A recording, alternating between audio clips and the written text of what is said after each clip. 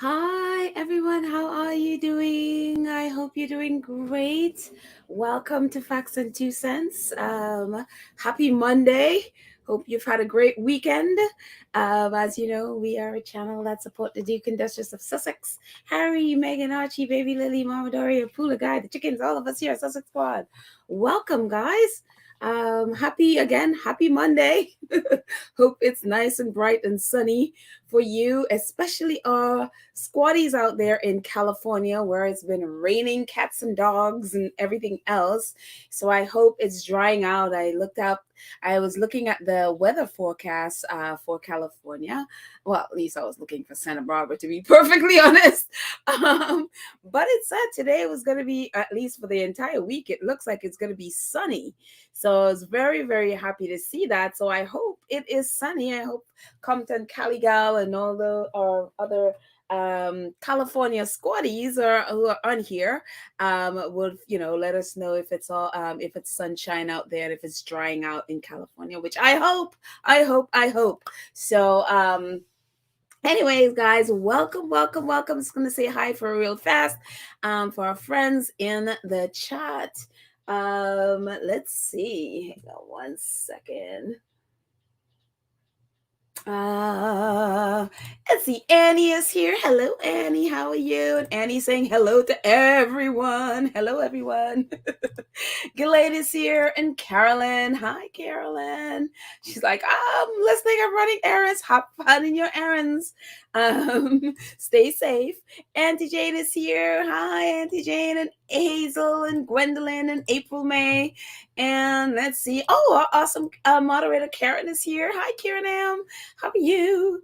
Let's see. Oh, Compton Cali is here. Hey, how is it out there in California? Is it like drying out? Let us know. Hopefully it's nice and sunshiny. At least that's what the weather report said. Hopefully I was looking at the right thing. Emma Day, Gwendolyn, hello guys, and Jerence and Hazel. Wait, did I say you already, Hazel? I know my brains just went away. Evelyn is here, Mad World is here. Hello guys. And Rochelle and Sharon and Unstoppable Favor. Wait, have you been here before and I just forgot?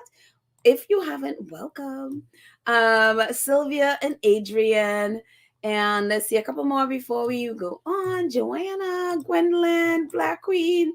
Hi, my friends. R.R. Carter.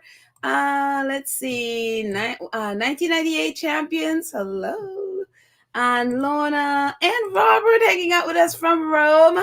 Robert says, Buonasera, Peril and fellow squatties. Joining in from Rome at 1930. And the wine bar is open. Martinelli cranberry spritz was just sent over. Oh, thank you, Robert. This is exactly what I need. Thank you. You always know exactly what I need. So thank you, my friend. Oh, yes, Bright Eyes PBJ says, hi, I'm in California. Sun is out now. Yes, hopefully it stays that way. Thank goodness. I am so happy, Bright Eyes.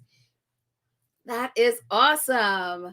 Oh, Lorna says the sun is out now. The sky is clearing here in Redondo Beach, California. Awesome.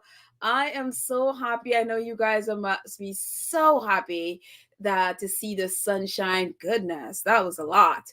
Compton Gallagher says rained all night. The sun is out and our reservoirs are filling up. Well, it's a good thing that your reservoirs are filling up, right? It's just the rest of you are just drenched in so many ways. And it's especially if you're close to the hills, I would think it's a little bit disconcerting when you haven't had rain forever and then all of a sudden the deluge that's been happening, and thinking of possible mudslides and all that stuff. Had a little bit of it, I think, in Montecito. And probably other parts of Santa Barbara. I don't know. I knew a little bit of Montecito had a bit of it. So I am happy. I'm just happy that you're having sunshine. And again, I looked at the weather report. It looks like you'll be having sunshine for the rest of the week. So that should dry things out, hopefully. So fingers crossed. Nella Vander says, hello, pedal and beloved squaddies. Hoping you are doing great. Warm greetings from our very hot and dry South Africa. To also the Sussexes. Yeah. Oh, hello, Nalathander, and all of our other wonderful squaddies hanging out with us from South Africa. Happy that it's dry there. Send some of your dryness to California. They need it. Definitely, definitely need it. So, let's see. Pamela, hello, Pamela. How are you? And Madison and Sylvia. Hope you guys are doing great. I'm so happy that you are all here. Coco Ambrose, hello, Coco Ambrose, and Andrea and Madison. Hello, guys. Welcome, welcome, welcome. I'm seeing some names that I don't think I've seen before. So I am happy that you are all here. And the last time I was on here was Saturday. So thank you guys so much for hanging out with me. We did a chat about obviously Spare. We had a bit of a book club, was our first one. So hopefully my goal and my aim probably that we can do it maybe once a month or twice a month, whatever, we'll see, to do a cool book club. I think it's great. I think it's a great thing. So anyway, so thank you for all of you who joined in and shared your wonderful thoughts about Spare, which is still doing great. It's number one book in the world. It's the biggest selling book ever, I think, in history now, probably, right behind the Bible, obviously the largest selling book. But I mean, I don't know where it stands in, all time at the second. I know it broke the Guinness World Record for the fastest selling. So who knows? But I'm sure we're all just so proud of Prince Harry. And, one of the things that, and if you're hearing this and even if you're not into the royal family, you're not into Prince Harry, you probably don't even like him or Meghan at all. But the thing, I would advise everyone to read this book, if only for their own reason, is so that you understand the difference with a media narrative, especially the British press. So especially if you're British and you're listening to this, and even if you don't care about Harry and Meghan in any sense of the word, I would advise you to read this book, because I'm sure you've heard the narrative, the British press narrative, right before this book came out, and what it was, and whether it was about his services in Afghanistan or the 25 Taliban, and that he is killed, and or just him, the press claiming that he's attacking and he is destroying the monarchy, he's attacking. I mean, the narrative was just so out there, and so, I mean, it's just like, these people are nutcases, the reporters in the UK. And I would advise you to read it if only so that you see the difference between media narrative and what the book actually is. And what I would love, just so for your own mind, for you to see the difference with what the truth is, as opposed to what especially your tabloid narrative is. Not even just the tabloid, because you saw ITV jumped into it, BBC, they were all peddling a very false, very skewed narrative that is no representation of the book at all in any sense of the word. And so just for that, I will say, even if you don't care, read it just so you understand the difference between what is real and what your press is, so that you understand when Harry, talks about the press, when Meghan talks about the press, that they're not just saying things, just because they want to talk. Just so you, for yourself, could understand the difference. And so that's what I'm going to say on that, for just the people who just don't care and don't care about the Sussexes at all.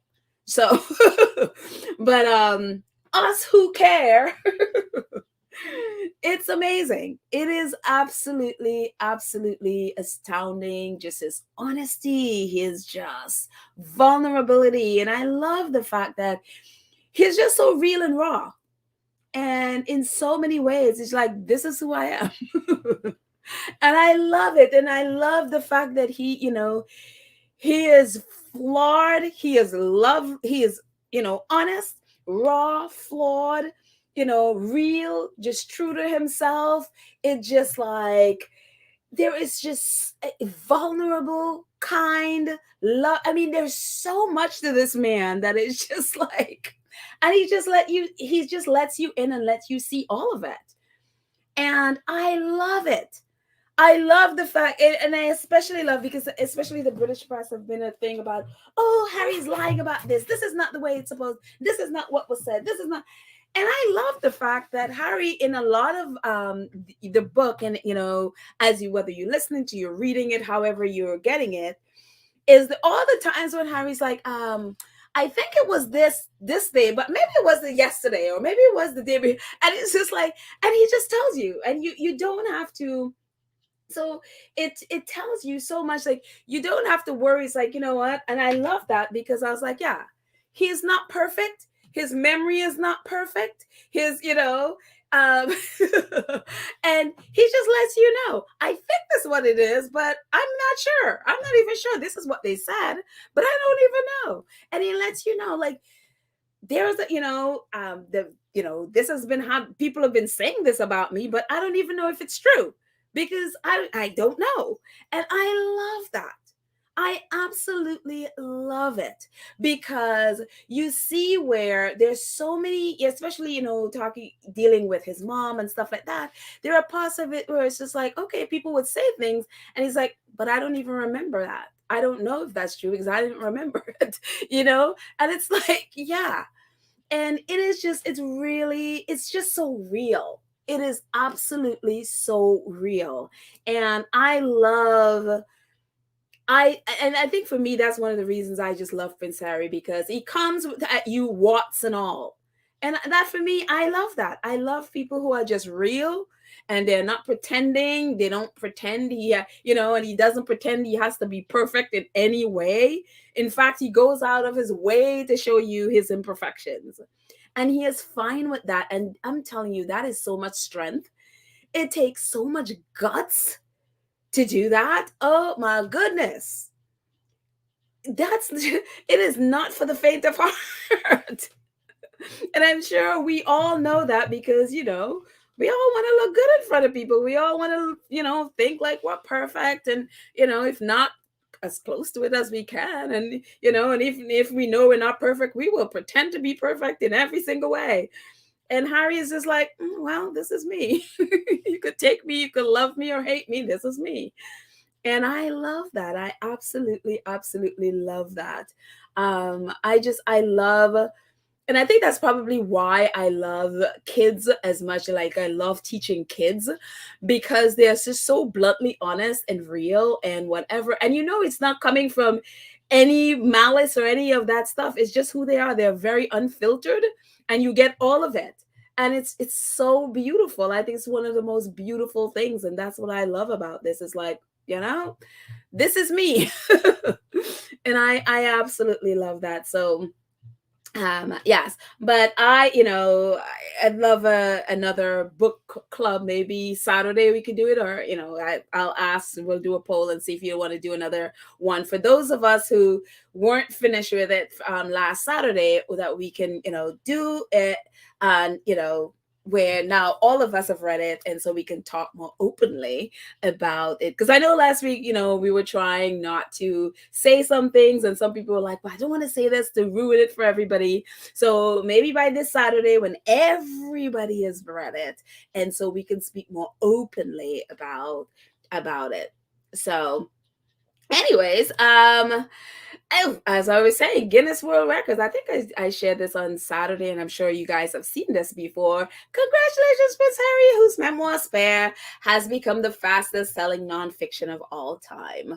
And I only imagine, because the British press were doing everything, but including throwing the kitchen sink at this to make sure it bombed, and nobody's gonna care about this book. And it's just like, well, no, they do, now they do, they care. And so oh man, the font in this looks a little bit wonky.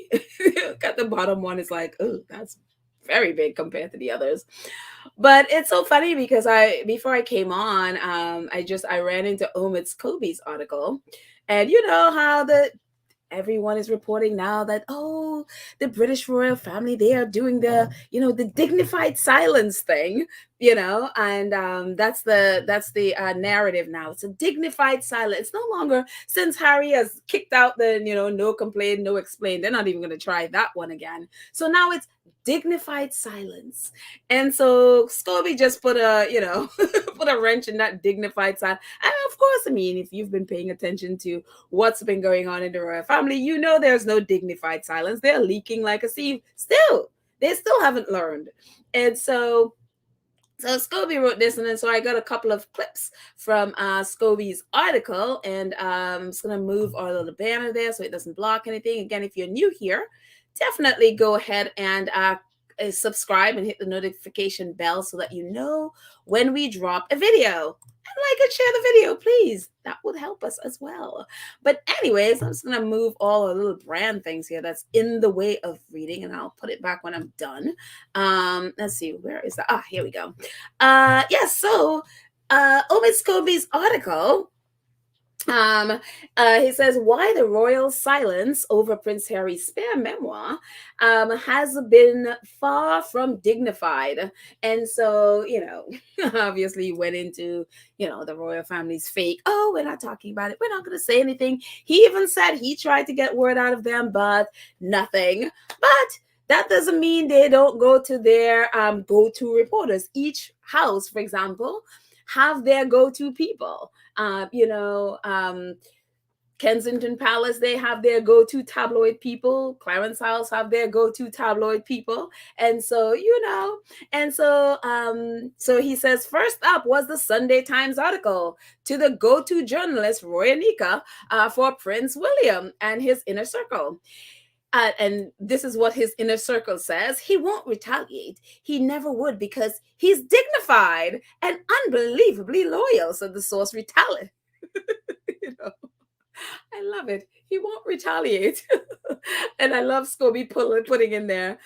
He's unbelievably dignified, said a source, retaliating for retaliating on the Prince of Wales's behalf.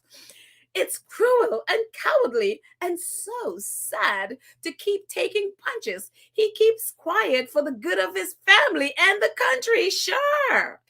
A friend threatened he could have a, cuss word, field day with stuff. I'm just going to say stuff. I forgot to take that out. With stuff on Harry. So could William, who is as clean as a whistle. Right, sure. This says Prince William's very silent friends. And then we go to the Independent. We talked about the Independent a couple days ago. The Independent with Camilla's friend. And so this is also the palace being silent. He has been kidnapped by a cult of psychotherapy and Meghan, said the source. The source added, it is impossible for him to return in these circumstances. It's one of the few times the left-leaning site has published anonymous royal quotes, but perhaps the start of a new direction for a publication, since former Daily Mail boss and Camilla pal, Geordie Gregg, took over as editor-in-chief last month. We've talked about her and Geordie Gregg. Yes. And if that's not enough, royal photographer Arthur Edwards, who Charles and Camilla posted birthday wishes to on social media, and also there are videos of Camilla dancing with Arthur Edwards. He is the photographer from The Sun. Arthur Edwards, he sat down with Piers Morgan and a former Boris Johnson girlfriend, both friends of Camilla, to discuss Harry's attack on the Queen Consort.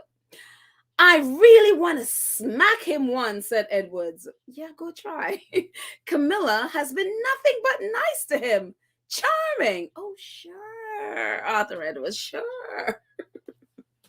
And yes, this is very silent and dignified. And I mean, there are numerous other articles, obviously. One of the palace go-to, Rebecca English, has been writing numerous articles. It's just nonstop, but they're very, very silent and they're very dignified. Yes. Anyways. But it's just very funny watching them and seeing how, and the sad part about it, people still, the people still buy into it. If I'm gonna, the link to this article is gonna be in the show notes. And Scobie goes on to say that the royal family still has a positive image and still has a positive poll numbers. If you go by the poll, of course, just understand that, I think, what is it, Camilla's nephew or grandson or whomever it is, run the YouGov poll. By the way, he's the YouGov poll. It's just very funny. Like, Camilla's relative is ahead of the YouGov poll. And it's just like, we're supposed to believe this YouGov poll. Yeah, sure. And it's just very funny how it, oh goodness. Anyways, so people are still, apparently people are still in their corner, and according to them, Harry and Meghan's popularity is dipped way down. I don't know why they're still polling two people who live a continent away, but that they're still doing that, and their lives seem to be around poll numbers. It's just the most bizarre thing to me. I'm like, in America, the only time you think of poll numbers is with politicians and, when they're doing elections. And every so often they do a poll on the president, but it's just like with the constant poll numbers, it's like every day. It's like polling people who don't live in your country. It's just odd and weird, but they're still doing it, and so.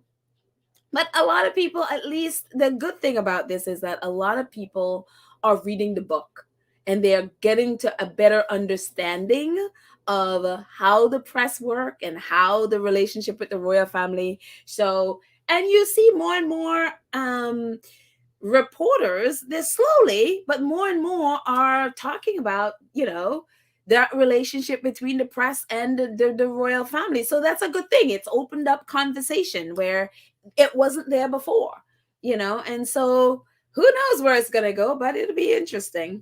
Very, very interesting. But I can't get over their polls.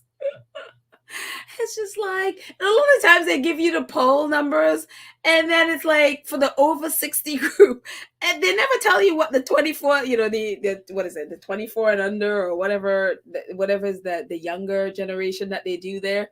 Very rarely would you see, unless you go in and it's like, oh, wait a minute, that's like the over 65s or whatever the number, the age is over there.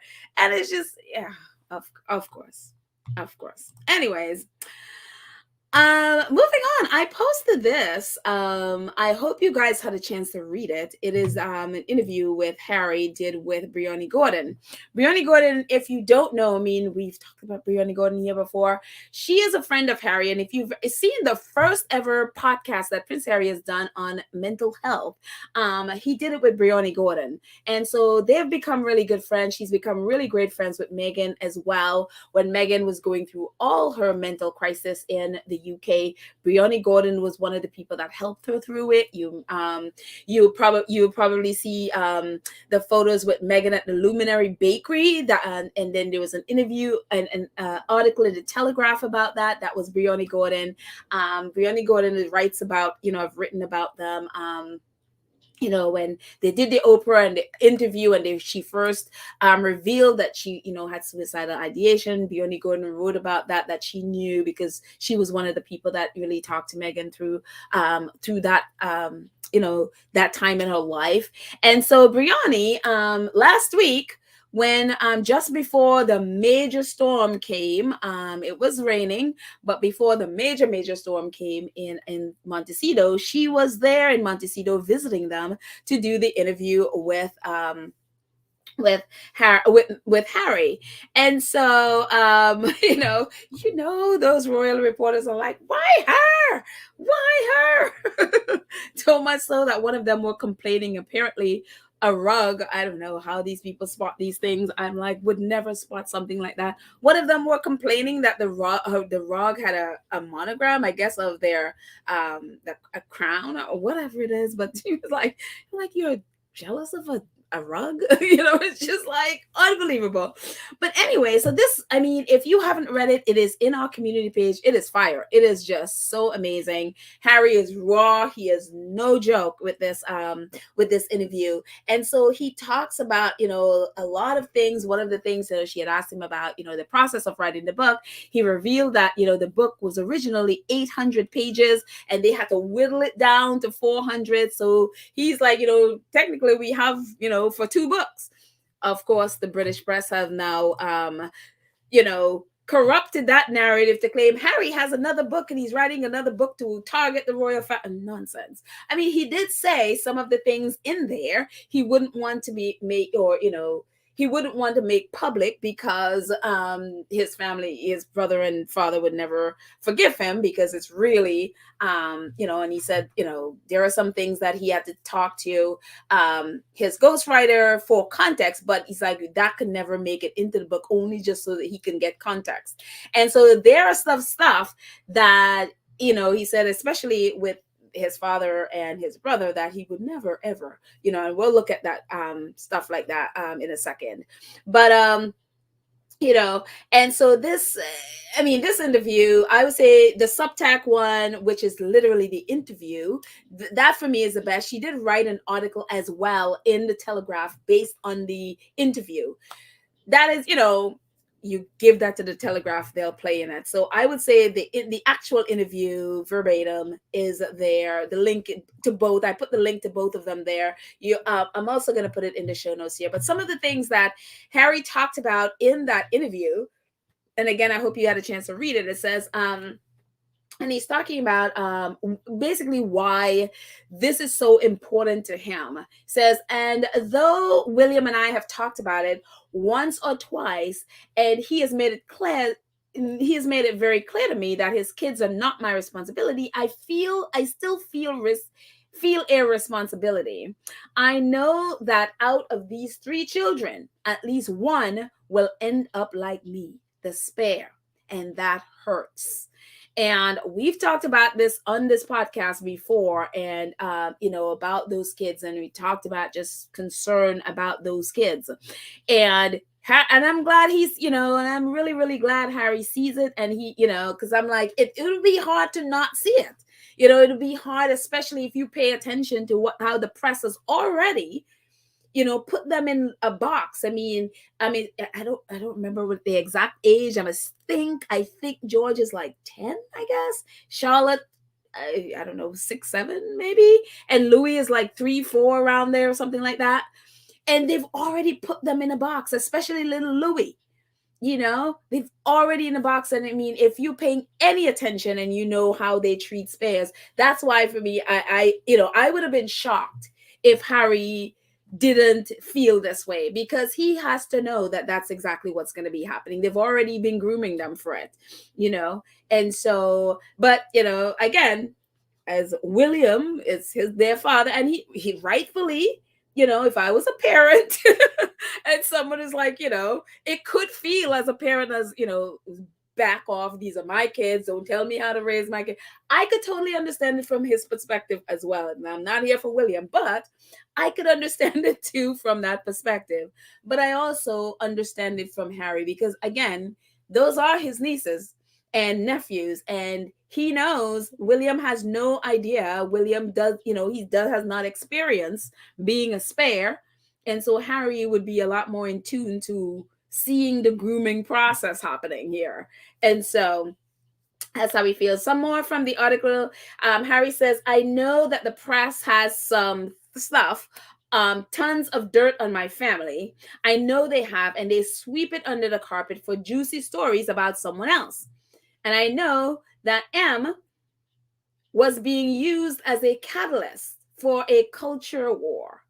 And so, yeah, it's wild. I love that he says it. None of us in the squad are shocked. We know that. But for those people who don't know, it's like, yeah, that's one of the reasons they're under the thumb of the press, because they have a lot of dirt on them. And they've been using, they've been putting it under the rug and trading that for juicy stories, especially about Meghan, and And I love that he puts it out there like that. And if you notice, you don't see this either this article or this interview around a lot, because Harry calls things out. And this is stuff the press they don't want to publicize. So you very few people have reported on this article. And this is probably one of the most like cutting ones of all the interviews that he's done. This interview is the one. Another part of it, it says, but there are some things that have happened, especially between me and my brother, and to some extent between me and my father, I just wouldn't want the world to know, because I don't think they would ever forgive me. And then he goes on to say, but the way I see it is I'm willing to forgive you for everything you've done. And I wish you would actually sit down with me properly instead of saying that I'm delusional and paranoid. Actually sit down and have a proper conversation about it. Because what I'd really like is some accountability and an apology to my wife. Because you know what you did, and I know why you did it, and you've been caught out, so just come clean, and then we could all move on. And so it just I love it. I love this. And I love that he is point blank saying, you know what you did. You know you did wrong. You know what you did to Meghan. You got to come clean. And they need to, I hope that they have taken seriously to this, because we've seen from, how little they shared in Oprah to then they shared a little bit more in the Me You Can See, and then a little bit more, and it's like, now we're hearing, oh, reconciliation. I mean, that could just be a press thing trying to change the narrative, or, they are about their reconciliation because the coronation is coming up. So everybody's jumping on the reconciliation thing. But Harry is laying it out. It's like, I know what you did. You know what you did. I know why you did it. Now you've been called out. It's time to come clean. It's now time to apologize for what you've done. I'm willing to forgive you for all the mess you've done to us, but you have to come clean. And again, I love the boundaries that he's setting up. He's like, I would love to have a relationship with you, but these boundaries, accountability and apology, must go with it. Very healthy boundaries. And they are definitely, the press are, they've twisted for them. It's like, oh, no, Harry's this is the thing now. It's like Harry's blackmailing his family with this. And so it's like, well, he didn't say he was going to release it. He just, but I like that he put it out there, and it's funny because it's kind of like he was asked about it. He wasn't saying that, oh, I'm releasing the 4. He says, no, as with any book, it's always a lot more pages and then you edit it down to what you need. And it's like, it was so much information. And so one can only imagine the things that are not in, the same thing with Oprah's interview. There's a lot of Oprah interview that we never saw. And so it's like, and as with anything you always produce more, and then you whittle it down. But there's always that other stuff that didn't quite make it in, And another thing we've talked about on here, and we've been screaming that to the top of our lungs forever, if you're a squatty, is that William and Kate are not mental health advocates. No organization should have these two anywhere near mental health anything. Because part of what Harry, when you look at the article, Harry didn't want to say it when, Brianni basically bring up the fact that, like, what's going on with Heads Together? How did, and Harry's like, well, you're saying it.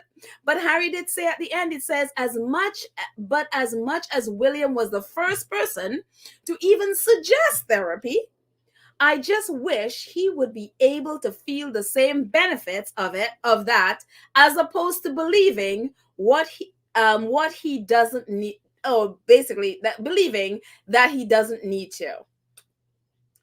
And it's just like, this man has been the epitome of incandescent with rage, and his every response is rage. It's I don't think there's ever been an article where William is not angry. incandescent. I mean, his everything about it. And you could tell. It's so easy to spot. It's like he is shut down. He's never dealt with his anger issues. He's never dealt with the trauma with his mother. And heaven knows what else he hasn't dealt with. And he's out there, and they're supposed to be mental health advocates, and notice what Harry is saying is like, come and sit down with me instead of calling me paranoid and delusional. These are supposedly mental health advocates. Instead of sitting down with Harry and talking through, they're calling him delusional and paranoid. They even, Camilla's bestie at the Independent, again, that was the article the other day. And so that he has been kidnapped by psychotherapy and Meghan. And it was all about him being paranoid and delusional. These are supposedly mental health advocates. And so I'm happy that Harry put it out there so people know. It's like, there is no way these two. And I've said this so many times before because it's so obvious when you hear Harry speak, whether you read this book or hear him speak about mental health, you know that it's somebody who has gone through the process. They have done work on themselves. They have literally sat there with a therapist and try to figure out their lives. He is speaking from personal experience. When you hear William and Kate, very different. It's like they either memorize some cue cards or they're reading from a script. Very, very different. Very, very clearly that this is not a personal experience for them. And so William has been like doing this mental health thing with footballers. I wonder now that, I don't know if they've read the article, but if they have, like, if you're a footballer and knowing that William has come and have all these supposedly mental health talks and about it's good to go talk to someone about, what's going on in your life and all of that stuff, what must you be thinking today? What must you be thinking? It's like, wait a minute, you're telling me, but you decide you're thinking like, oh, no matter what I'm going through, yeah, I don't need to do it. But you're telling other people to do it. And that's why they have no credibility, none whatsoever. So I am hoping that, and again, you wouldn't find this article very much in the UK. It's not been talked about a lot. It's not been shared about a lot at all. And so very interesting. Let me see. I'm going to jump in the chat for a second and see what you guys are saying. Oh, hi, Cookies and Cream, awesome moderator. Cookies and Cream says Sir Pegala and his Miss Pretzels. The healthcare advocates, when they both psychos, they certified watch. Okay. So translation, there should be nowhere near mental health anything. Thank you, Cookies and Cream. Thank you very much. Let's see. Compton Caligal says Camilla's people in the press pulled that crap with Diana using the same words against Harry. Oh, absolutely. Absolutely. I mean, we saw and we did an episode with Camilla's brother-in-law, talking about what Camilla did to Diana and how she was instrumental in spreading that rumor that Diana is mentally unstable. And then that rumor got into Penny Junor's book, which was very, very damaging to Princess Diana. And that to this day, some people still believe that Diana was mentally unstable. And it's big, that all came from Camilla, and not just Camilla. Charles was right there with her.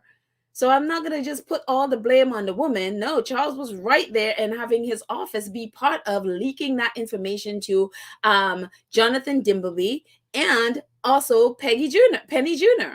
And so, yeah, it's the same exact thing they did.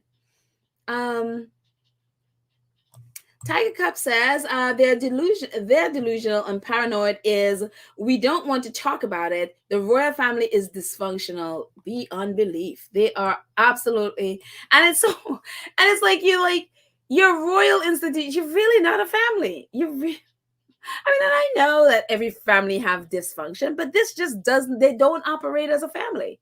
I mean, when you read the book as to some of how some of their staff, they would treat Harry so horribly, and he couldn't say anything because the staff has more standing with the Queen than he does. And it's just like, are you serious? Are you serious? And so if they were doing that to Harry, one can only imagine what they did to Meghan. Because if and hopefully everyone has gotten to this part where Harry said that, he was staying, I guess, in one of those kind of basement apartments, I guess, at Kensington Palace, and one of the Queen's equerry would park his car right up against the window, and he asked them if he could, move the car back, and he just basically, told Harry to go kick rocks. And Harry couldn't say anything because he's like, he would, have more standing with the Queen than Harry does. And it's just like, wow. Wow. So no wonder when Harry tried to go see the Queen when they were leaving, they were perfectly fine and feel perfectly comfortable to block his path.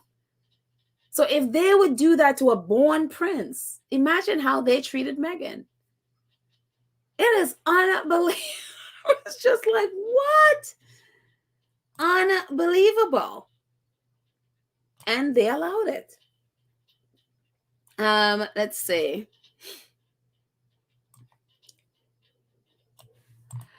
Kissendora said, oh, she's talking to Diane. 100% agree. I just feel bad for his children. George is being praised like his father. Charlotte is so much like Betty and Princess Diana, and Louis is being pushed aside.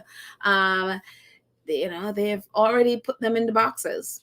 Charlotte is like, the way how they write about her is like she is the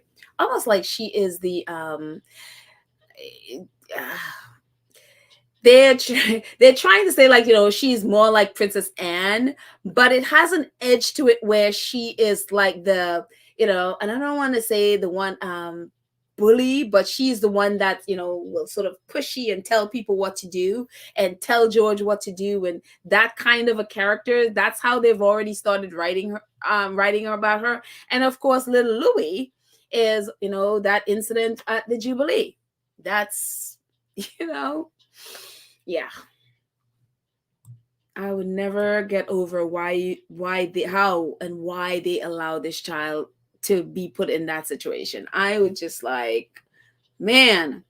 Let's see. Manuel says, how can there be peace talk if the British media is still reporting trash about Harry and Meghan?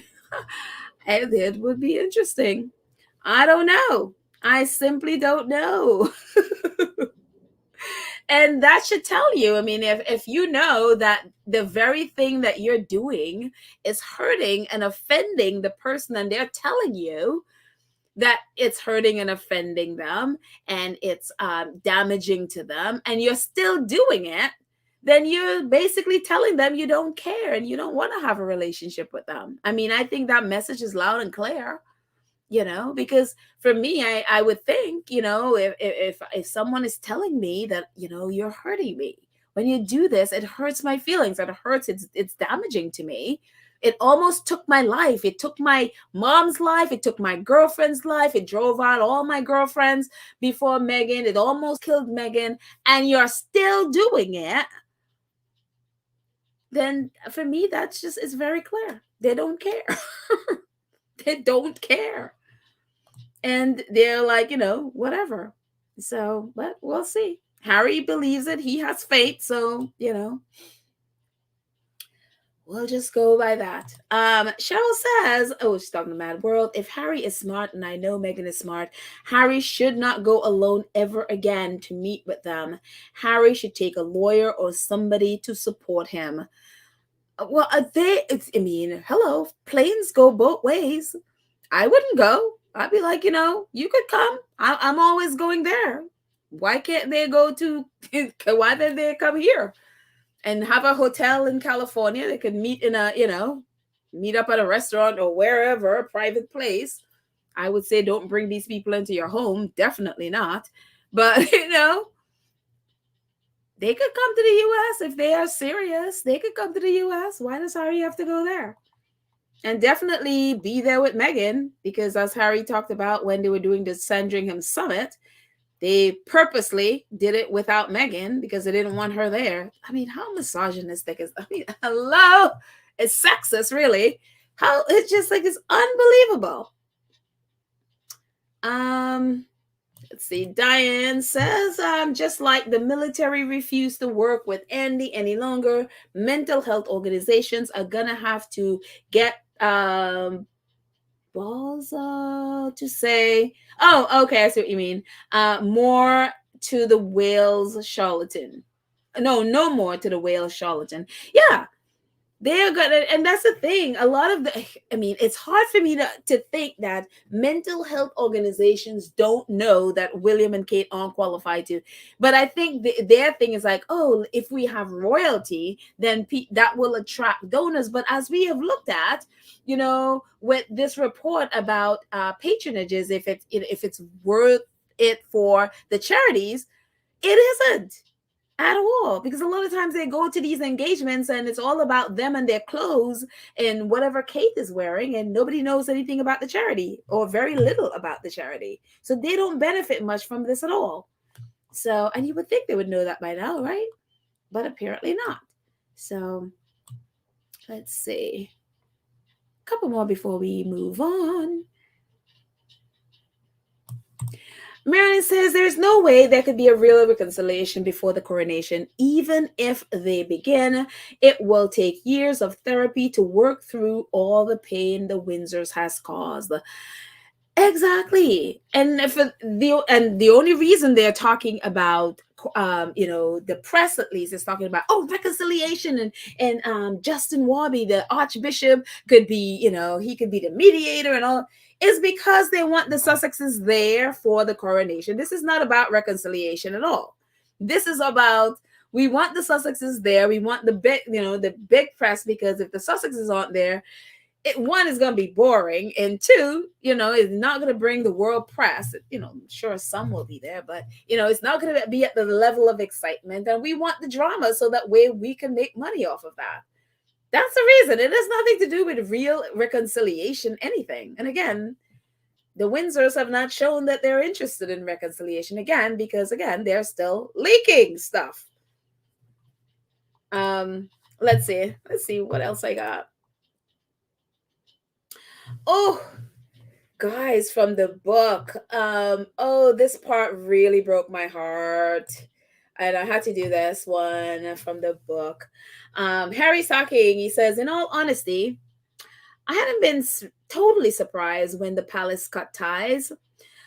I had a sneak preview months earlier, just before the Remembrance Day. I had asked the palace if someone could lay a wreath for me at the cenotaph, since I of course couldn't be there. Request denied. In that case, I said, could a wreath be laid somewhere else in Britain on my behalf?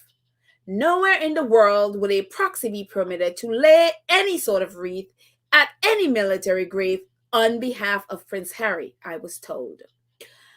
I pleaded with that this would be the first time I'd let a Remembrance Day pass without paying tribute to a fallen, some of whom had been my dear friends. Request denied. In the end, I rang up one of my old instructors at Sandhurst and asked him to lay a wreath for me. He suggested the Iraq and Afghanistan Memorial in London, which had just been unveiled a few years earlier by Granny. Yes, that's perfect. Thank you. He said it was his honor. Then he added, and by the way, Captain Wales, it's proper wrong. I mean, he cussed, and then he says it's proper wrong, basically wrong what they have done to Harry. And it just, when I read that, I mean, we knew this. We knew of the 2020 when he had asked, and and that they had denied his, putting the wreath out in his name. And so we weren't sure, because of one of the reports that the wreath stayed at the Poppy place. And so that was the last I had heard of it. And we always talked about it. And it was really broke my heart to know that he had this wreath to lay out and it just stayed at the place and was never. So I was really happy to see that one of his instructors at Sandhurst defied all that and went out and laid the wreath on his behalf. And it's just like, I'm telling you, this the coldness of these people. These are the people that will come November be sitting there pretending that they're honoring military, pretending that they're honoring soldiers and the fallen. And this is how they treat. And I'm like, oh my gosh. The absolute coldness it was unbelievable to me. Like, I can't imagine. I personally can't imagine wanting to reconcile with these people. I would run far away. I would put many continents between us. But that's not his heart. According to the interview with Brianna Gordon, one of the first things he said, I have had all of this work done on me, and I really don't want to leave my family behind.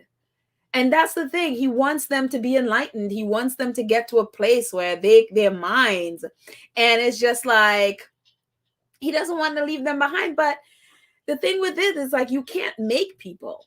He can't save people who don't want to be saved. And that's the thing. He has this, I want to save my family he literally says, I want to save them from themselves. And I'm like, they're going to have to want to be saved. Because if they don't want to be saved, you can't save them. It's kind of like alcoholics or, someone who's an addict. You cannot save them if they don't want to get well. Some of them, you have to literally let them hit bottom, and where they, you get to a place where you either change or you die. Those are your options. And that's the place where some of them is like, oh, I better change or I'm going to die. And I think sometimes you got to get to a place where you love people enough to just let them fall to that place, because that's the only thing that's going to save them. And so, for his sake, I hope, for his sake. But again, you can't save people who don't want to be saved. And so, Lydia, thank you so much for your donation. Thank you, Psych Pedal, 5 o'clock, 101. Said Sussex have replied to JC's apology. Oh, they have? Oh, okay. I'll get to that in a second. If you don't know, Jeremy Clarkson, quote unquote, apologize. Actually, you know what? Maybe we can get to that now. So thank you, Lydia. Thank you. Let me see if I can find it. I was gonna get to it later, but since we're talking about it now, yep, there we go.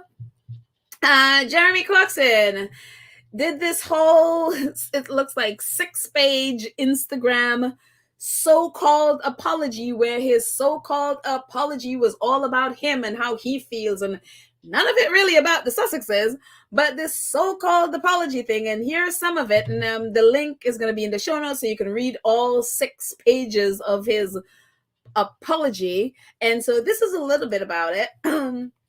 He says, started off as, one of the strange things I noticed in recent times is that whenever an MP or a well-known person is asked to apologize for something, no matter how heartfelt or profound that apology may be, it's never enough for the people who've called for it in the first place. So I'm going to try and buck the trend this morning with an apology for the things I said in the Sun's column recently about Meghan Markle. I am really sorry.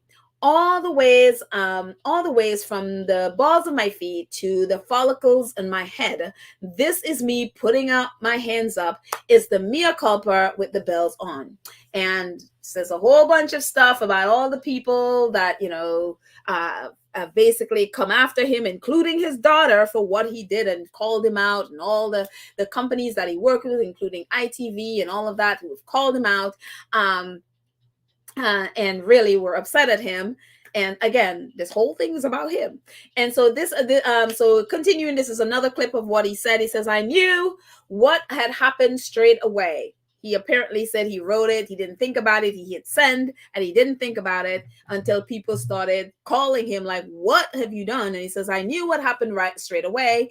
I'd been thinking of a scene in the Game of Thrones, but I'd forgotten to mention this. So it looked like I was actually calling for revolting violence to rain down on Meghan's head. Oh, really, Jeremy? I was very angry with myself because in all those controversial days on Top Gear, when I was accused of all sorts of things, it was it was very rarely sexism. We never did women can't park gags, for instance, or suggest that powerful cars were only for men. And I was thrilled with Jody Kidd and Ellen MacArthur set fastest ever laps in our reasonable price car. I'm just not sexist, and I abhor violence against women, and yet I seem to be advocating just that. And then he goes on and on and on about stuff. And then, this is another part. He says, I therefore wrote everyone who worked with me saying that I'm sorry.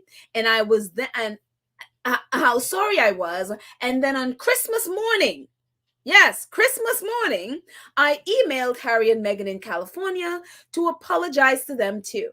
I said I was baffled by what they had been saying on TV, but that my language I'd used in my column was disgraceful, and I was profoundly sorry. Over the last 30 years, I've written nearly 5,000 news articles and magazines, so it was inevitable that one day I'd do a hurricane and sky one of the darn things, which is what happened with the piece about Meghan. And I'm like, first of all, as I said, most of this 6 pages of stuff is about Jeremy Clarkson and about how good he is and about how this is, it's almost like, no, you don't understand. I'm all of this stuff and I can't believe, this is the one time, now you say, of all the articles I write, it was inevitable that I write an article where I'm dreaming of Meghan being hurled through the streets, people screaming naked, people screaming shame and throwing feces at her. It was inevitable that I did that after all the articles that I've written. Don't you know? It's only fair. It's inevitable. I mean, I'm sure you can spot me that one. And it was just like, and the audacity of this man that, and I'm hoping Harry and Meghan did not have to deal with his mess on Christmas Day, when they are probably sitting down to have a great time with their family and have to deal with Jeremy Clarkson's mess. The audacity of that man writing them on Christmas morning with his mess. It is just unbelievable. And so I came on here, so I didn't know that they responded to it. So, I knew there when he had done the quote unquote non-apology, which this still is, with the non-apology, what was it, the 23rd, I think it was, or the 24th, whenever he did it, and Harry and Meghan blasted back like, no, that's not an apology, and so I don't know if that's what you were referring to, but yeah, it just so yeah, I don't have their spokesperson's response to this, because I said I came on here before, I guess before that came out, so I have not seen it. So if any of you have it and want to post it in the chat, I will read it from the chat. That would be really great, because I can't jump on there at this second. But yeah, it is so ridiculous and disgusting that this man feels like he is on Christmas morning to put. I'm like, I just unbelievable. And then, and it's amazing, because of all the days that, of course, the day that he puts out this public so-called fake apology, guess what happened today? Amazon to part ways with Jeremy Clarkson after final batch of commissioned shows to go on air. Yeah, Amazon, he has, I guess, done a has done. Oh, okay. Hold on one second. I guess. Hang on. I'm sure I can grab Scobie. I can't post it in there, but I can probably grab Scobie on my pad and I can read it from there. Let's see. Hang on one second. Okay, this is what Scobie says. It says on December 25th, Mr. Clarkson wrote solely to Prince Harry, the Duke of. Oh my God.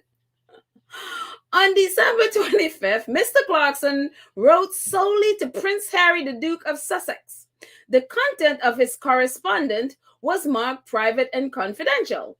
While a new public apology has been issued towards Mr. Clark today by Mr. Clarkson, what remains to be addressed is his long-standing pattern of writing articles that spread hate rhetoric, dangerous conspiracy theories, and misogyny.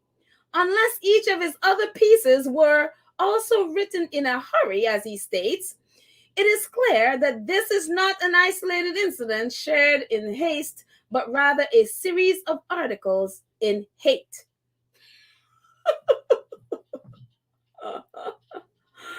He wrote a supposed apology to Prince Harry. Like, Scobie says a spokesperson for Prince Harry and Meghan, the Duchess of Sussex, has responded to Jeremy Clarkson's Instagram apology posted earlier today and addressed his claim that that he emailed the couple in December. I just can't even. I just cannot even. I'm like, and again, the reason we're seeing this today is that Amazon has parted ways with him. So apparently I guess he has done a bunch of shows that Amazon may already have. So they're going to go ahead and air, I guess, the episodes that they already have, which is actually going to go into 2024. So it's not as even harsh as it should have been. They should have cut this off, like now. So, but they've cut it off, so they're not going to be, he's not going to be doing any work with them apart from what he's, I guess, already done. And so this came out today, which is like, yeah, the only reason he did this fake public thing is because he realizes, and this is the language that these people understand, when you hit them in their pocket, when they start losing business, when they start losing contracts, this is the language that they speak. And so it says Amazon Prime Video is parting ways with Jeremy Clarkson mere weeks after his comments about Meghan Markle were published in the British tabloid Sun. Sources tell Variety that the streaming service won't be working with Clarkson beyond seasons of Grand Tour and Clarkson's farm that have already been commissioned. This means that the notorious Top Gear presenter won't be appearing in any new shows on Primetime Video beyond 2024. Although the streamer didn't make any public comments, when Clarkson's vitriolic column made the international headlines in December, it is clear the company was deeply unhappy behind the scenes. In a fresh apology made by Clarkson on Monday, he said the streamer was incandescent about his tirade against Meghan Markle and Prince Harry. As a matter of fact, he did not, his tirade was not against Prince Harry, it was against Meghan. And it's very interesting that the person that his tirade and his vitriol was against is the person he still has not addressed. This, again, according to Scobie, that this correspondent marked private and confidential was towards Prince Harry, the Duke. I just cannot even. I'm like, you knew it. At the minute you saw this non-apology stuff, you knew there was something. I'm like, if you really apologize to Meghan, you should have been doing that publicly with the same thing, the same way you wrote that article. That is what should have been in the press. That's what should have been in the Sun. And you knew when you saw like, oh, he did it privately. You knew something was you knew something was up.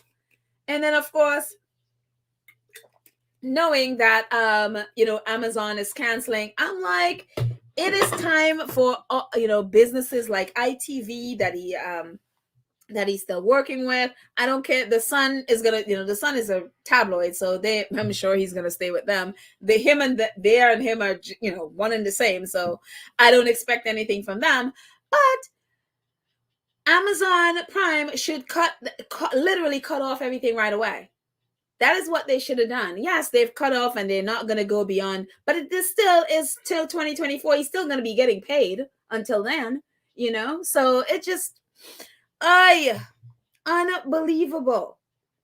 Unbelievable how sexist, misogynistic. I mean, oh my goodness. Even in his so-called apology, the grossness of Jeremy Clarkson, it's just like gross. Utterly gross. Oh my goodness. Matilda says, good job, Lorna. Well done. Amazon cannot continue to identify with someone who will bring them down. Yeah, well, this is going to be going, this narrative is going to be picking up again because, again, when the Sussexes respond, people are going to be talking about it. So this narrative is definitely going to continue. And in a lot of ways, I guess they probably rather this one than Prince Harry's book for the royal family. Oi. Lorna says Game of Thrones has nothing to do with the hatred of Meghan. Exactly. And that is the thing that they are, a lot of them have been trying to, it's just a scene of from Game of Thrones. I was like, no, absolutely not. That is no excuse. No excuse whatsoever. Thank you, Lorna. Compton Calgar says, I sent an email to shareholders of Amazon Prime with Bezos' ex-wife. Oh, okay. Maybe if you want to put it in the comments to share the email, the address, maybe we can all do that as well, that others can do it. So yeah. Rory B says, let the British media take a lesson from Jeremy Clarkson's financial loss with Amazon. If Entertainment Tonight, CNN people do the same with Liars, Angela Levin, Camilla Tominey, and Nicola, and the rest, then they stop attacks on Meghan. Yeah, these people, they speak money. And so you have to speak money right back to them because that's the language that they speak. And I'm glad Harry and Meghan are not backing down. It's like, no, this is unacceptable. And I'm so happy they're not backing down from it. It's so gross. My goodness. Let's see. Mary 8 says, I don't trust them. It's all about how bad it makes the UK media and the royal look to the world. It's all about how you don't trust who? Clarify, Mary H. Dolores says the royal family is going to have to spec up about slavery sooner or later.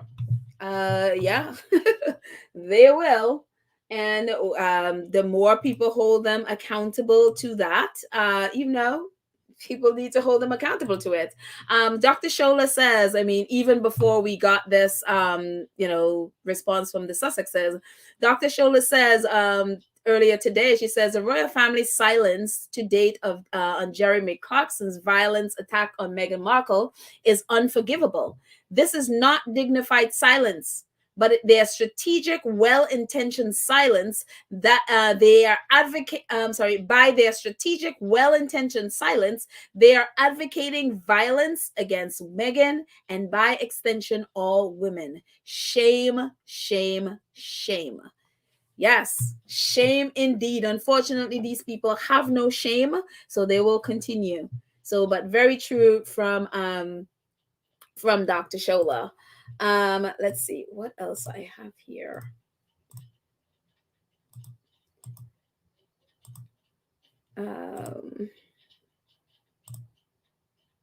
Oh yeah, there's this. Oh, this morning, I think this was today. Gayle King was she was raving about how, well, I don't know if she was raving, but she was saying it was really, she read the book over the weekend, that it was really good, and so she was definitely recommending the book. And one of the things that, that really it's like it's a little thing, or it's seemingly a little thing, but it stuck out to her. And it's something that I thought about as well. And then I saw an article in the I think it was the Guardian about it as well. And so it's very interesting because we've talked about it here before, about my just hesitation when it comes to conservation, especially where it has to do with white British, European, American men, especially men and women, doing conservation in Africa and in African countries because of, as we know, colonialism and all of that stuff.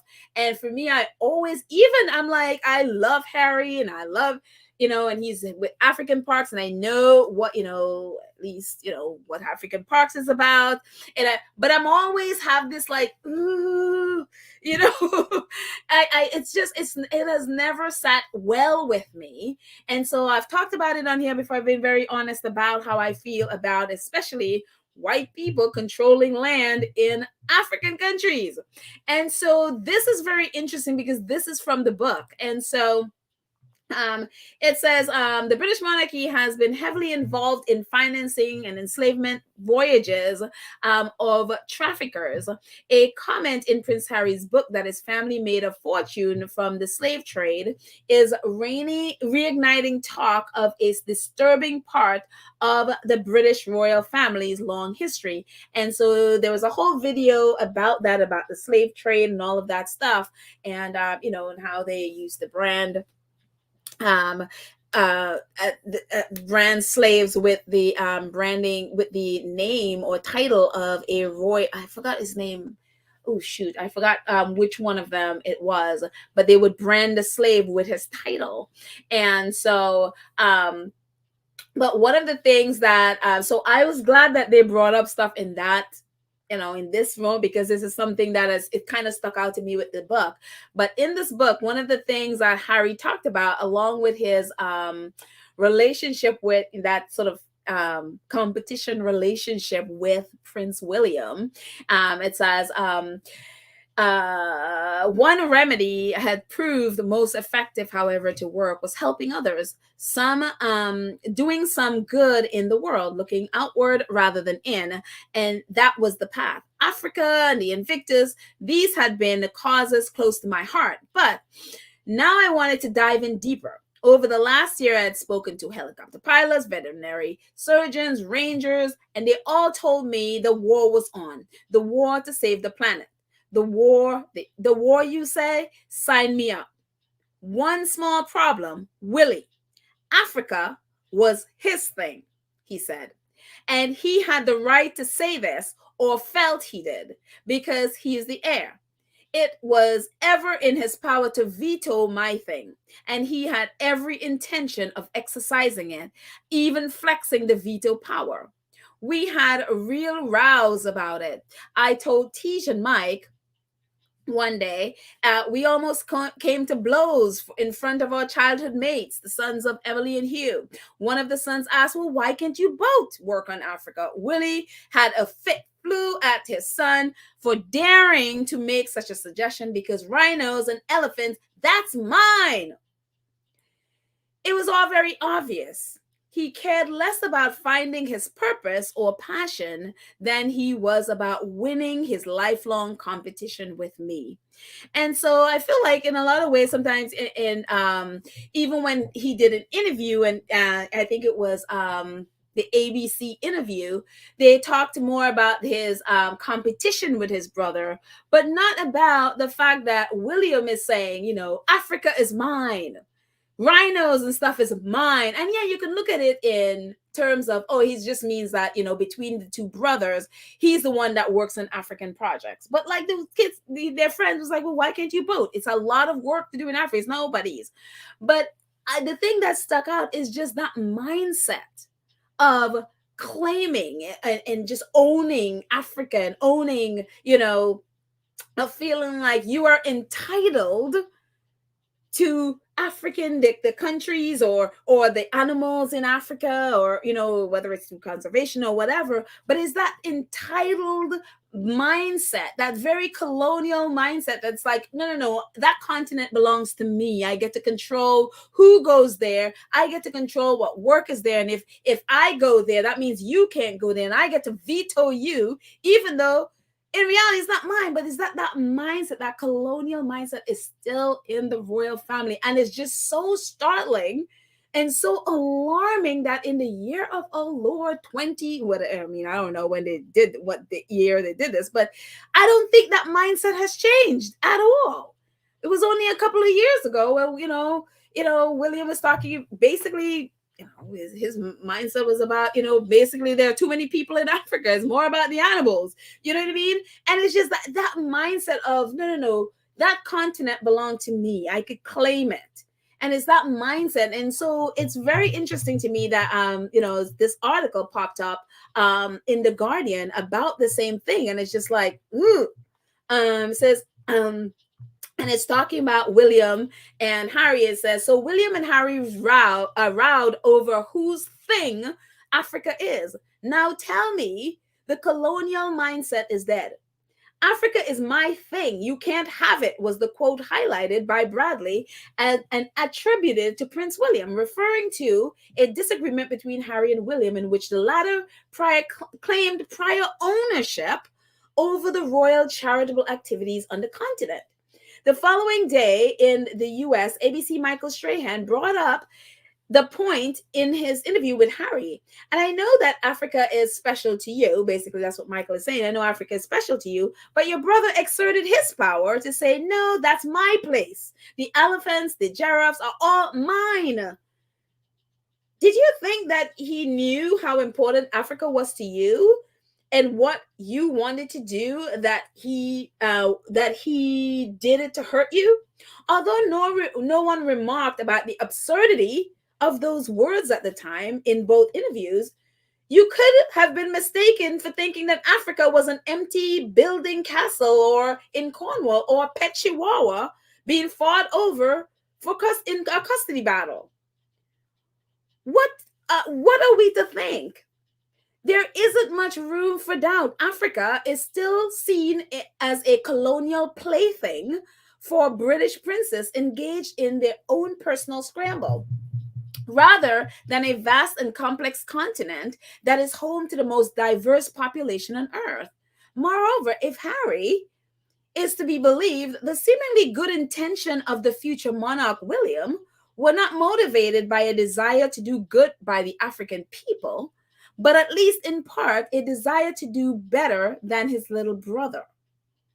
There is a dark historical echoes here, going all the way back to Europe's imperialist scramble for Africa. One-upsmanship among European royalty and empire was also a driving objective.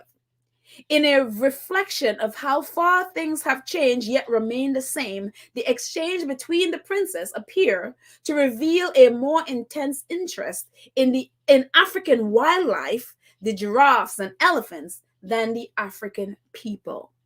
And I totally agree with this.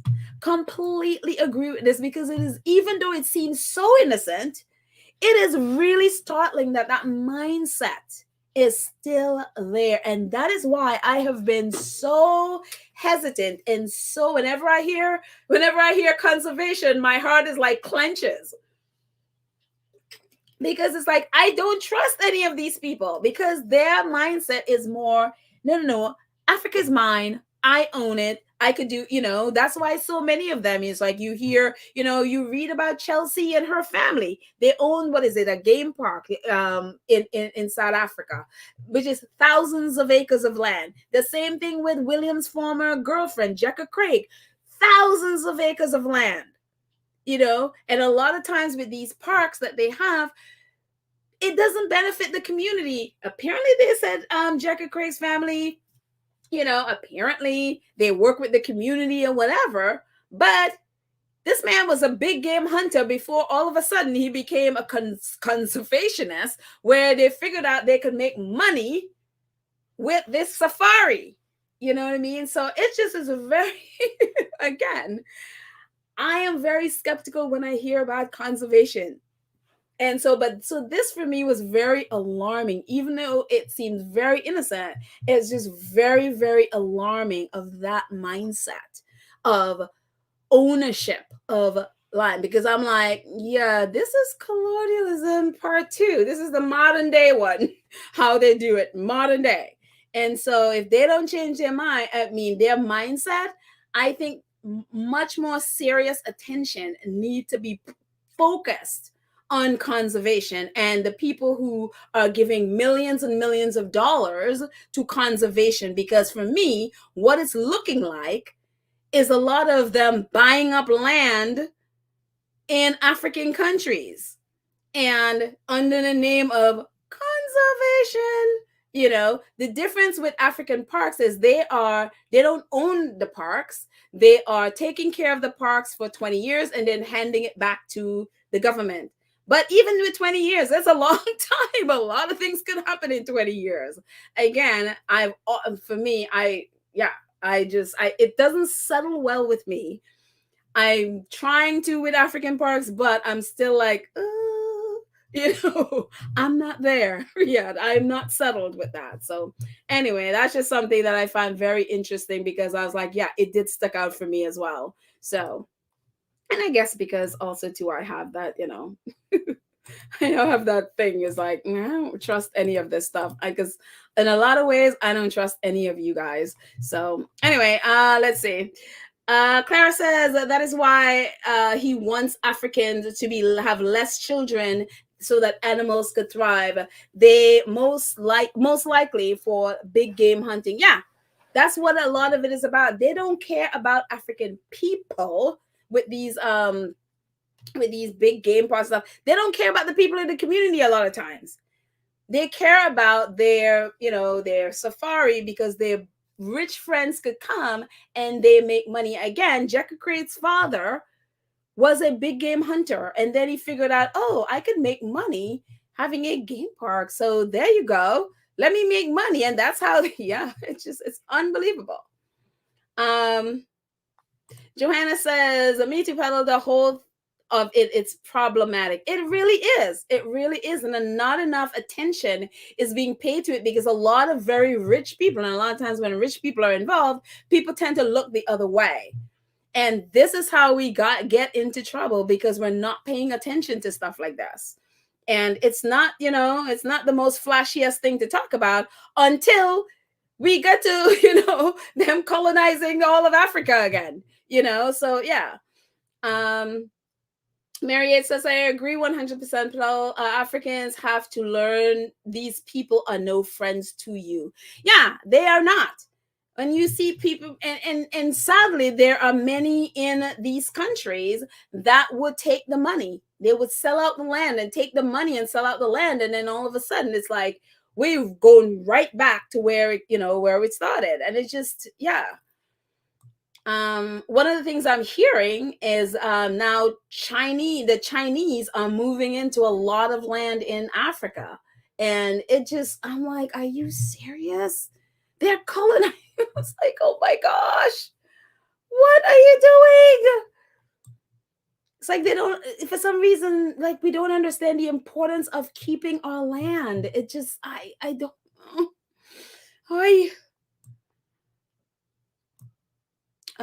let's see. Dale Beef says Pedal William was telling Harry everything he is and nothing for Harry.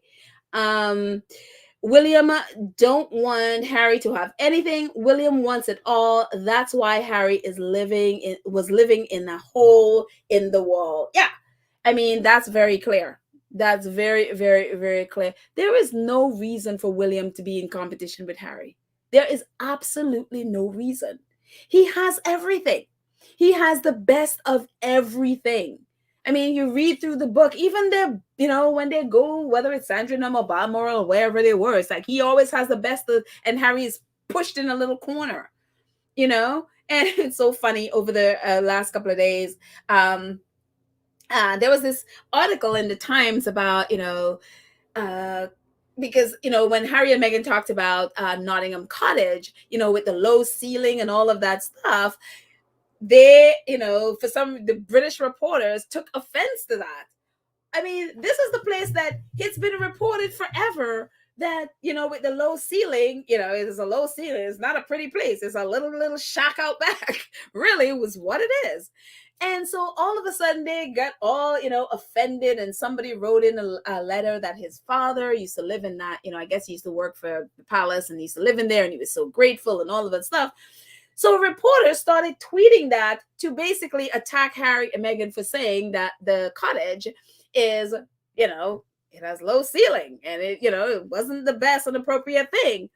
And so they had this thing basically going out. So we, of course, Sussex Squad had to bring out the receipts and basically for all of yesterday call it a shack, the shack that it is, including I found this article from 2017 calling it literally a dump. And then we, pulled out videos of even Prince William calling, mocking the low ceiling and all of that stuff. So ever since we started doing that yesterday, I haven't seen anyone else trying to shame Harry for talking about this. I basically was hashtagging it straight, a shack straight out of Kensington Palace and a dump straight out of Kensington Palace, because it was like ridiculous. All of a sudden, they don't have, they can't attack Meghan as she was she's a social climber, she only is with Harry for his money. They can't do that anymore because now that whole narrative is gone, because now that we see the the dump that little shack is, and so all of a sudden Harry and Meghan are not grateful for for that little shack. And I was just like, oh no, you're not even going to try that. You are so not going to try that. So it just, I'm like, again, there is no reason for William to be, to be fighting with Harry or to be jealous or in competition with Harry for anything. And it's just so nasty that he doesn't want his little brother to have anything at all. It's unbelievable, the selfishness. Amazing. Let's see.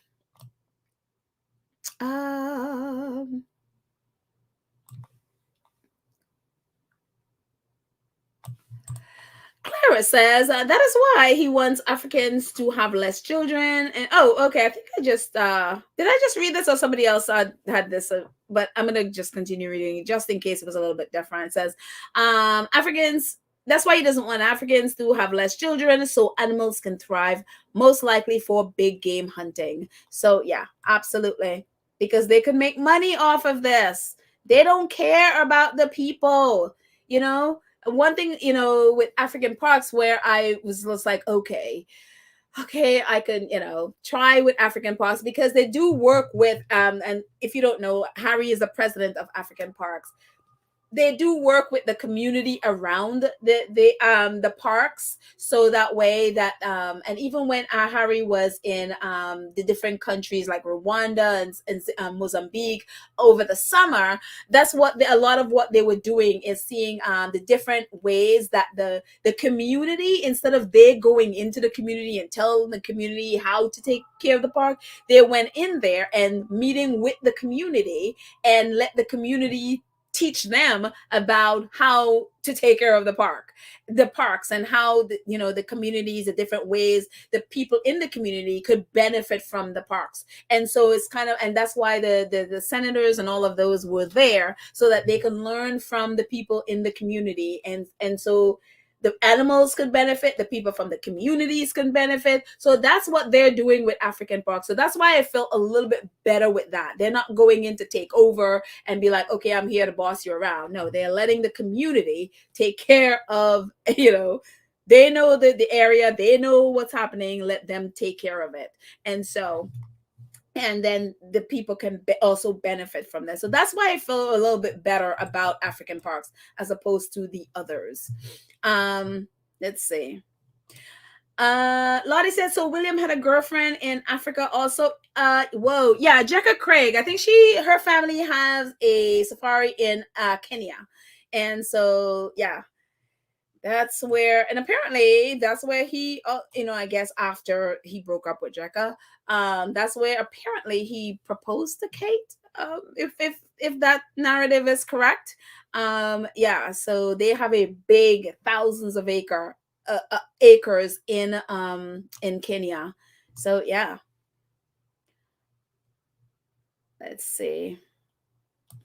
Sarah says, you're so right. William thinks Africa is his because he still has the colonial mentality. They all look down on Africa and the Caribbean because they think they own it. Yeah, exactly. And that is the reason for me why I am always will be of the mindset and always have the conviction that no member of the royal family should be the head of the Commonwealth. None of them, as much as I love Harry. No, no, no, no, no, no. No member of the royal family should be head of the Commonwealth at all, in any sense of the word. And that's why I was so upset that the leaders of the Commonwealth allowed the Queen to basically twist their arm into letting King Charles be the head of the Commonwealth. That is so ridiculous. None of them should be the head of the Commonwealth. And again, as much as I love Harry, no, not even him, because I know he said, like, if his father asked him to help out with the Commonwealth, he would. But, at least he said, but my home is California. Good.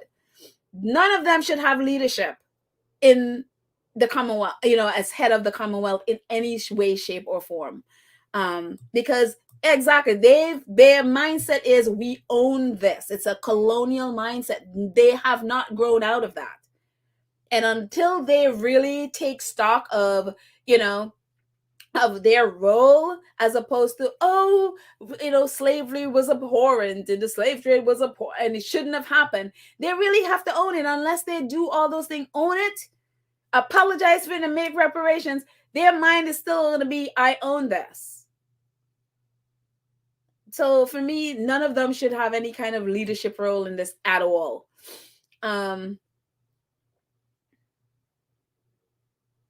But I do have to say, I love that Harry has surrogate parents in someone mentioned it on the book club on Saturday. I love them. What is it? What are their names? Mike and what's her, oh shoot, Tej, I think her name was. I love that he has surrogate parents in Botswana. That is just so beautiful. And I was just like, every time he has to, feel any kind of way, he heads to Botswana and hang out with Mike and T. I was like, oh, I love that. Because I just kept feeling so sad for him, and I just to know that he can go there and feel loved, and it's just like, oh, thank God.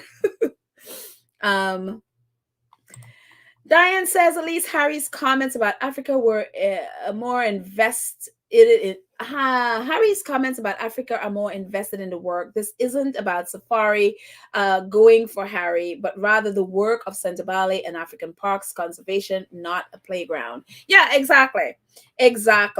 Before, and I love that he even mentioned that, and he had this conversation with Mike where Mike said, you've been coming to Africa and mostly, it's more about take. Now it's time to give back.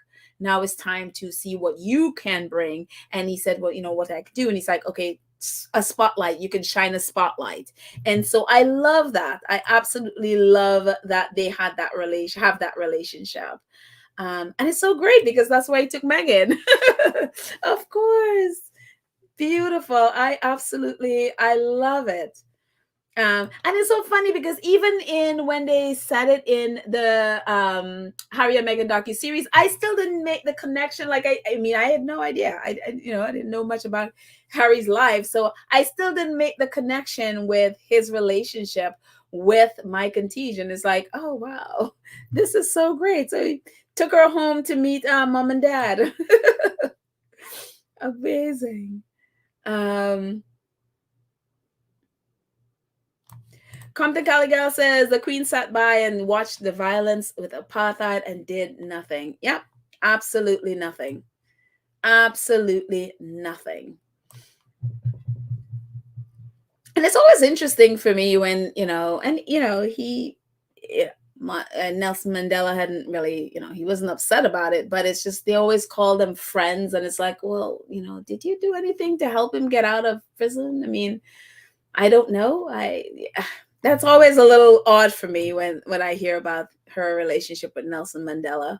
See, well, you were the queen. I mean, I don't know. Did you try to help him out? I don't know. Cheryl W said, oh, she's talking to Black Queen and Lily Lamore. She says, I only hope African leaders and African people read this part of the book and unwelcome the unroyals. Seriously.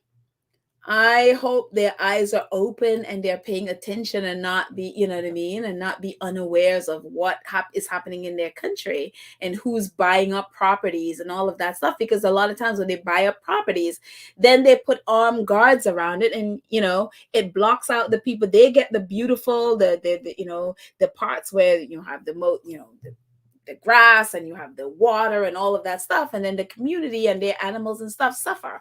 You hear that so often. And so I hope people are being aware of what is happening in their country and their community, so we don't go back to people colonizing your land.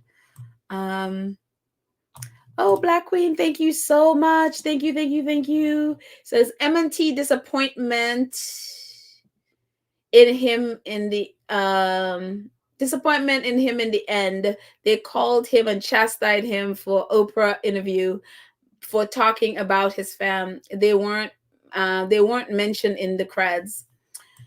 Everybody has different responses to things. Everyone has different reaction to things.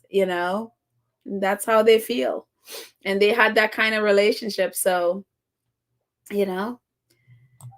who knows? Harry, by then he's a grown man, and he sees things differently. So there you go.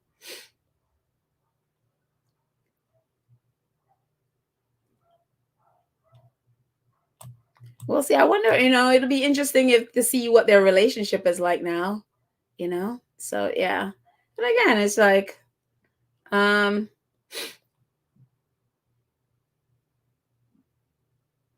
let's see.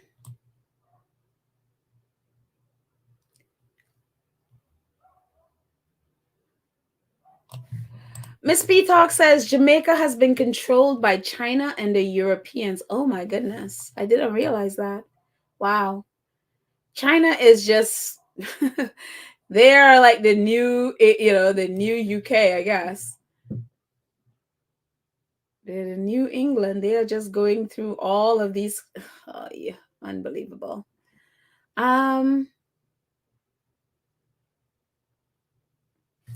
Cynthia Ashton says somebody needs to tell the British royal family the earth belongs to God who created it. God is it will one day give it to his only begotten son, Jesus Christ Jesus, who will reign over the nations in the kingdoms. There you go. Here, here. Absolutely. Let's see. Thank you, Cynthia. Let's see. Karen M says, to me, Harry was brainwashed when it came to his grandmother because she could have stopped the abuse when Harry was a kid, teen, adulthood, and she did nothing. None of them did anything. None of them did anything. It is just and I think that's why Harry is so afraid for the little ones coming up. The good thing for them is that there is a media and there's social media and all of that stuff, so they can't hide as much as they did when Harry was as a little kid. But yeah, it's so sad. And to know how much he loved them and wanted to be part of their lives, and they just literally, it broke my heart to know that his mother died and 2 weeks later they sent him back to school alone. I'm like, oh my gosh, who does that? Who does that? It is unbelievable to me. And I'm telling you, Prince Harry is a walking miracle.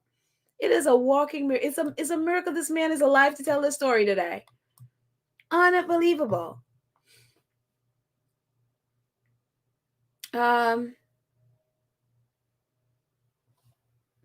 Let's see.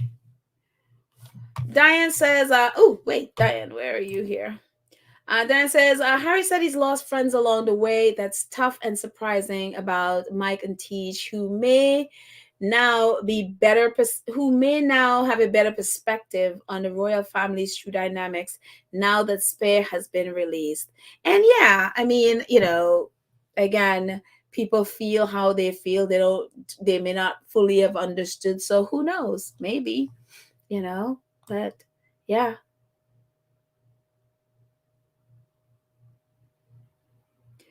Um, let's see.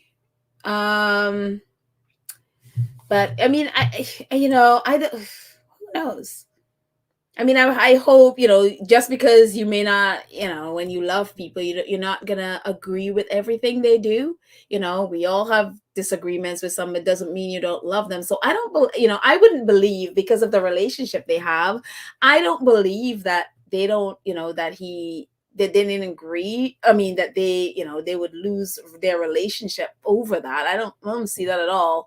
I mean, I remember him saying about Tiggy. Yes, for some reason I don't remember it being Mike. I have to go listen to it again because I don't remember it being Mike and Tej. I know he had said like Tiggy wasn't happy about it, and he had said so. I have to go back. I may have missed it, but even if it's them, they have such a deep relationship, so I don't see them losing that relationship because they were more like parents to him.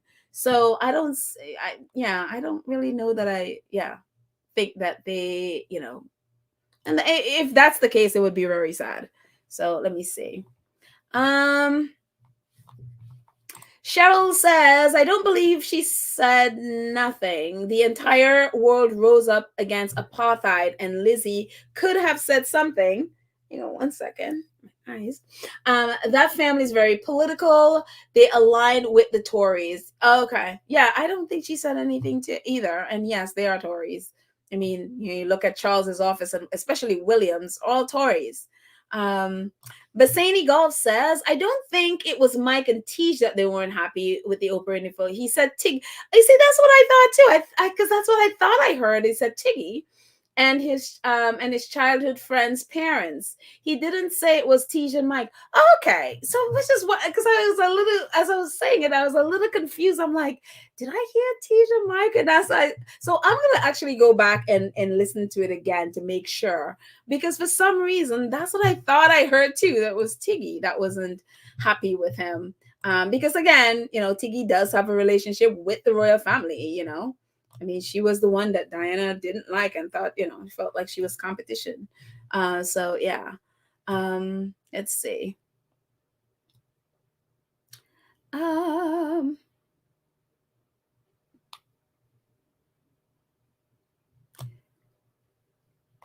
Diane says, "Oh yeah, I stand corrected. It was Tiggy, who should have known better, since she actually spent real time living amongst them. Again, I'm sure she's a royalist.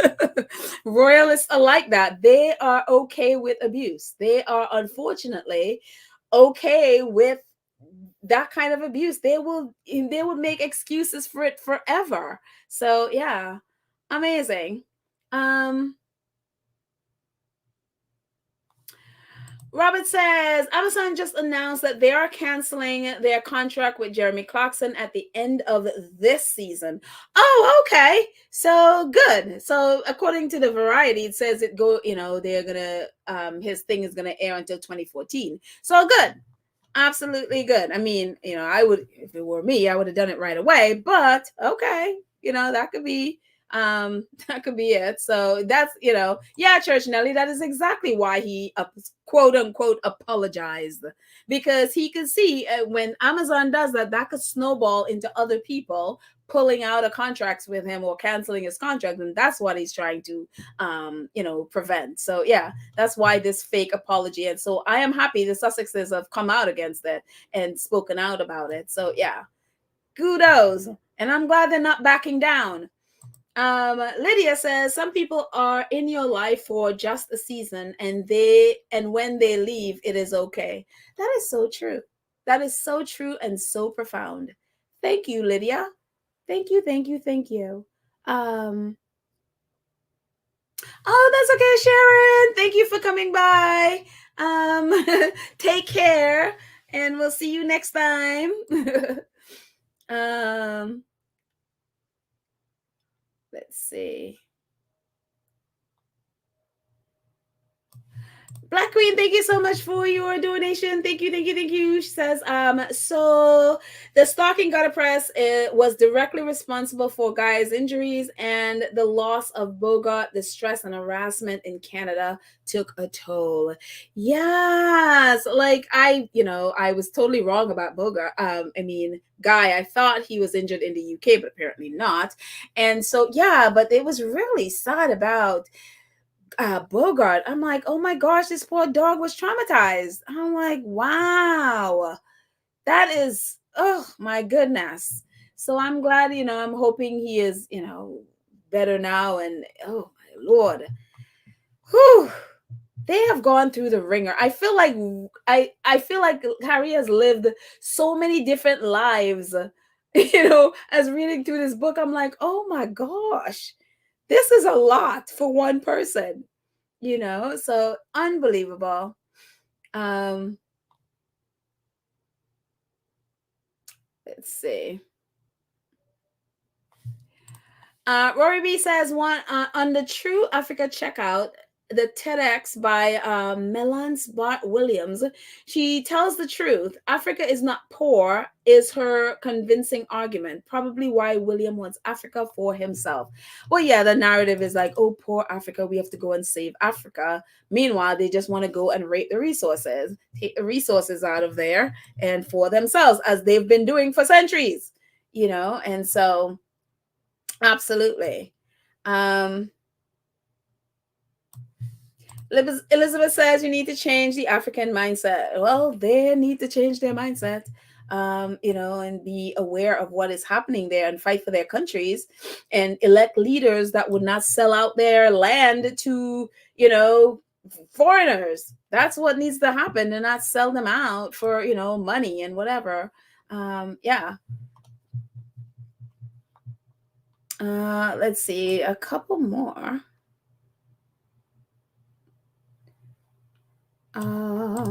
Let's see what else I have. Oh, a couple more before we go. Talk about the British press. I'm telling you, they just recycle old material over and over and over.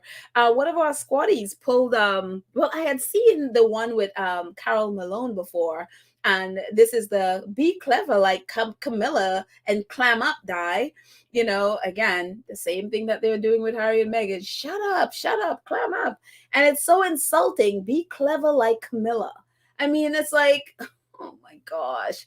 It's unbelievable with these people. But the one on the right I hadn't seen before until a squatty posted it a couple of days ago. Palace officer olive branch to Diana. I was just like, what? They were doing olive branches back then too. Promise of talk may not prevent princess giving more interviews. I am like, oh my gosh. And look at the very top. Princess office refuses to react as ratings show 21 million watch panorama. It's the same exact narrative. Oh, they're not going to watch it. They're not responding to it. And, oh, but there's an olive branch. We're going to offer an olive branch. And so that she won't do any more interviews. And it's just like the same. I'm like, oh my gosh. It is so wild. They're so lazy. They can't even come up with a new narrative. It is unbelievable to me. But it was just really, really funny. I was just like, Lord, I couldn't believe when I saw. I mean, I should know. I shouldn't be shocked. But I had just not seen the, olive branch. I thought it was a new olive thing with the olive branch and the bridge building and the last nail in the coffin. And it's like, oh my goodness. But it's just really wild. But anyways, let's end on a better note. Today is MLK Day, away from the royals and their madness. MLK Day today, day of usually a day of service, and so we are honoring this great man. And this is a a tweet today from Bernice King. She says, if you're going to quote and authentically honor my father on MLK Day, commit to embracing a whole house perspective. Determine how you will disrupt unjust systems and thinking with nonviolent strategy. Support policies that reflect higher consciousness. Make no excuses for hate. And I love the bottom photo. It says honor king and racism. And so all those protesters are. And I saw this on the Oprah Daily today, and I thought, oh wow, this is so amazing. They have 50 different quotes from Martin Luther King, and I was like, oh, this will be a great and hopefully inspires us all as we go out today. Love is the greatest force in the universe. It is the heartbeat of the moral cosmos. He who loves is a participant in the being of God. And I love that. And on the top right, it says, if you can't fly, then run. If you can't run, then walk. And if you can't walk, then crawl. But whatever you do, you have to keep moving forward. So inspiring. And in the middle, two in the middle, it says the intelligence plus character, that is the goal of true education. And bottom it says, let no man pull you so low as to hate him. I love that. And the bottom two says, true peace is not merely the absence of tension, it is the presence of justice. And the final one says, darkness cannot drive out darkness. Only light can do that. Hate cannot drive out hate. Only love can do that. And I love that. I know Harry and Meghan have quoted that on a few occasions. So I really wanted to inspire all of us with these quotes. Thank you, Oprah Daily, for posting it again. I'm going to put the link in the show notes so that way you can, if you'd like to go over and see the others there. Again, there are 50 of them. I just pulled a few of them out. But something inspiring to, this whole mess with the royal family could be very down and depressing, but there are many other things happening in the world, things that we can be grateful for, ways to be inspired to go off and really imitate this great man, and as we celebrate MLK Day. So thank you guys all so much for hanging out with me. I am going to go off and grab some food. Hope you are having a great, whatever you're going to do today, it will be fantastic. But thank you to our awesome moderators, Lydia, Church, Nelly, Karen M, Cookies and Cream. Thank you so much for keeping our space wonderful and safe and fun. And thank you to our 2 Cents Crew members for supporting the channel on a monthly basis. I appreciate all of your support. Thank you to our new 2 Cents Crew members. I will have all your names on our next podcast tomorrow. But thank you so much for your support. And all of you who support here, whether it's super thanks, super stickers, super chat, or just straight donations. Thank you so much for your donations, for your love, for your encouragement, all of it. I appreciate all of it. And if you're new here, please go ahead and subscribe. I'm going to put the banner back there. Go ahead and subscribe to our channel. Please click the like button, share our channel as we grow our channel. It's slowly growing, but it's growing. And if you're able to join our channel, that would be awesome as well. Thank you so much.